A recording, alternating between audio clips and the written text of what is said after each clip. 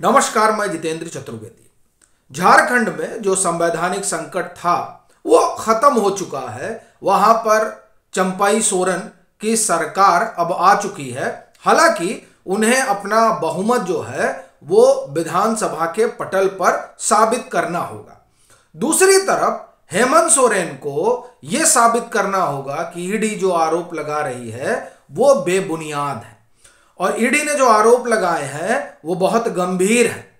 वो सिंडिकेट की बात कर रही है, वो मनी ट्रेल की बात कर रही है और ये जो तमाम बातें ईडी ने कोर्ट के सामने रखी हैं, दरअसल वो बहुत सनसनीखेज है और इसीलिए उनको 5 दिन की कस्टडी में भेजा गया है।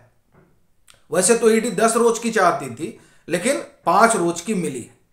अब उसमें बहुत कुछ चीजें निकलकर सामने आएंगी, लेकिन बड़ी चीज यह है कि आप जान ही रहे हैं कि सुप्रीम कोर्ट गए, वहां कुछ हासिल हुआ नहीं। अब इनको फिर से जो है हाई कोर्ट में ही रेमेडी ढूंढनी है और अगर यहां कुछ हासिल नहीं होता है तब ये सुप्रीम कोर्ट की तरफ रुख कर सकते हैं। लेकिन इस बीच ईडी ने जो तमाम चीजें कोर्ट में रखी हैं वो असल में हेमंत सोरेन के जो दावे हैं उन दावों पर सवाल खड़ा करती हैं। आपको ध्यान होगा कि उन्होंने कपिल सिब्बल को एक लंबा चौड़ा इंटरव्यू भी दिया है और उसमें भी उन्होंने यही कहा है कि हमको नाहक जो है वो फंसाया जा रहा है। कमोबेश वही लाइन है जो आप कहें कि अरविंद केजरीवाल की है या फिर विपक्ष के उन तमाम नेताओं की जिनके यहाँ ईडी की दस्तक होती है। तो ये कहा जाता है कि साहब ये जो भाजपा की सरकार है वो एजेंसियों का दुरुपयोग कर रही है विपक्ष को दबाने के लिए।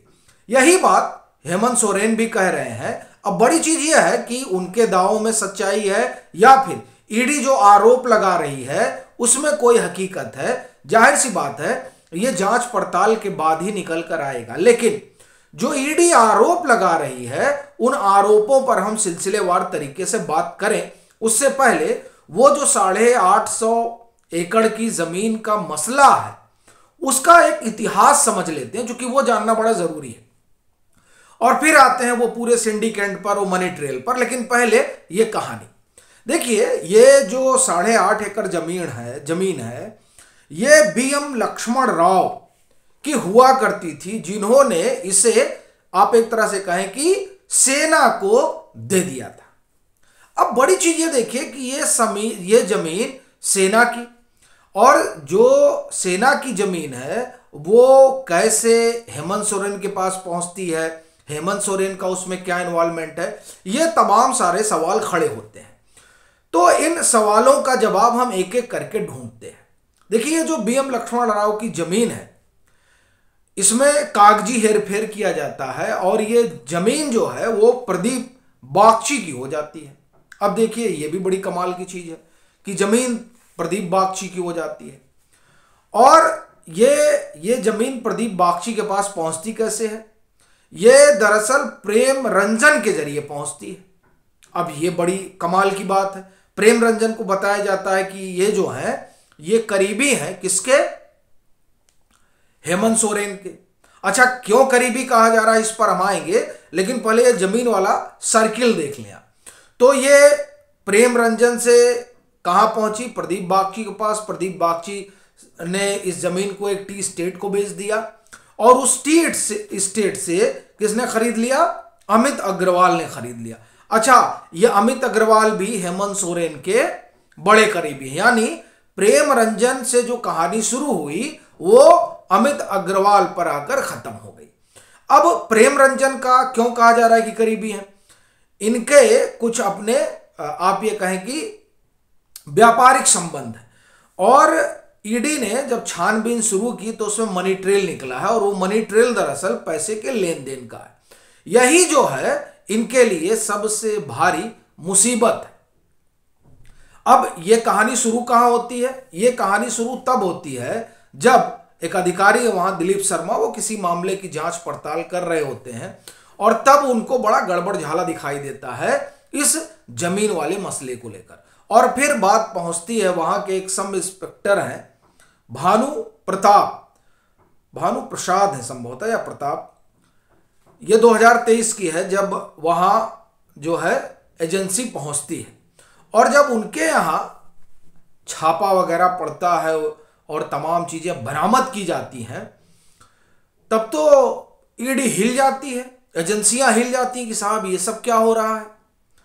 क्यों? क्योंकि वहां से तो पूरे एक सिंडिकेट का खुलासा होता है कि ये धंधा चल रहा है जमीन लेने का, जमीन बेचने का, और ये एक तरह से आप कहें कि बेनामी रूट करने का। क्योंकि अब ये आप देखिए कि जिस तरह से प्रेम रंजन से बात शुरू होती है और अमित अग्रवाल पर आकर खत्म होती है, उसमें अधिकारी भी इन्वॉल्व है, तकरीबन 6-7 लोग गिरफ्तार भी हो चुके हैं और अब तो खुद हेमंत सोरेन ही इस मामले में पूरा आप ये कहें कि आ ही गए हैं। तो ये जब जो सब इंस्पेक्टर हैं जिनके यहाँ ये राजस्व विभाग के हैं, संभवतः 2023 में जब इनके यहाँ एजेंसियों का धड़ पकड़ होता है तो उस धड़ पकड़ में कई कागज निकलते हैं और वहीं से असली कहानी जो है शुरू होती है, और जिसमें सोरेन के फंसने का किस्सा सामने आता है। हालांकि इसमें एक और चर्चा है जो झारखंड में बहुत है। झारखंड के बाहर कितना है वो आप जान ही रहे हैं, क्योंकि झारखंड के बाहर तो यही जाना और माना जा रहा है कि देखिए साहब, तो एजेंसियों ने बड़ा गड़बड़ किया, हेमंत सोरेन को लोग गिरफ्तार कर लिए, उसको फंसाया जा रहा है। लेकिन ईडी तो तमाम चीज जो सामने रख रही है उससे एक अलग तस्वीर निकल रही है, और जो हेमंत सोरेन कह रहे हैं या जो उन्होंने कपिल सिब्बल से बात की उसमें एक अलग तस्वीर वो उकेर रहे हैं जिसमें वो खुद को निर्दोष बता रहे हैं। लेकिन बड़ा सवाल यह है कि सम्मन पर सम्मन जाता है और सोरेन साहब आते नहीं हैं।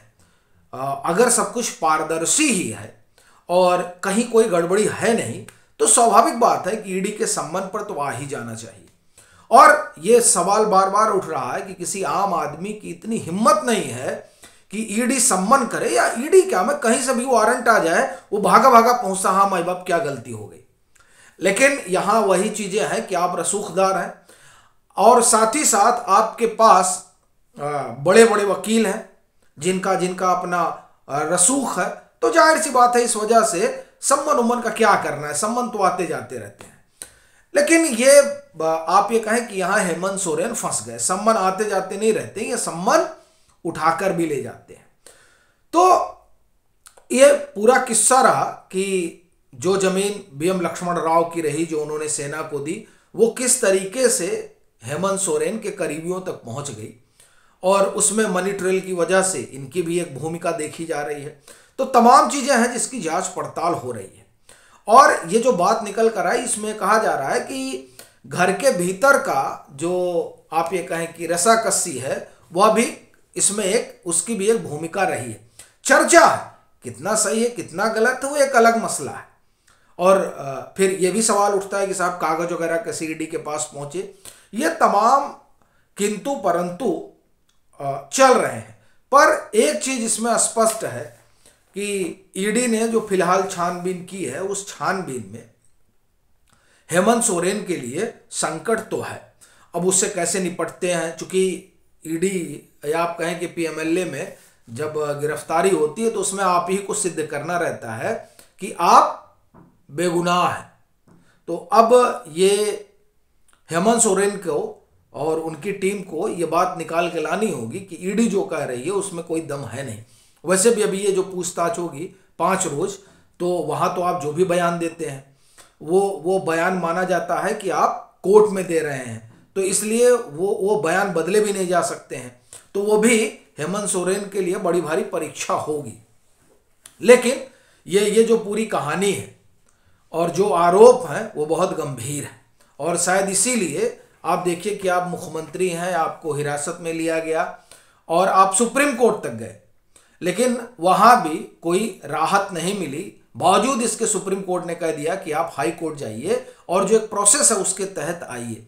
यानी सुप्रीम कोर्ट एक कोई ऐसी नजीर नहीं पेश करना चाहता जिससे ये लगे कि नहीं आप खास हैं और बाकी लोग आम हैं। सुप्रीम कोर्ट ने एक बात तो स्पष्ट कर दी कि नहीं, सब कानून के सामने सामान्य है, कोई खास नहीं है। तो इसलिए भी आप देखिए कि इनका जो है संकट बहुत बढ़ता दिखाई दे रहा है।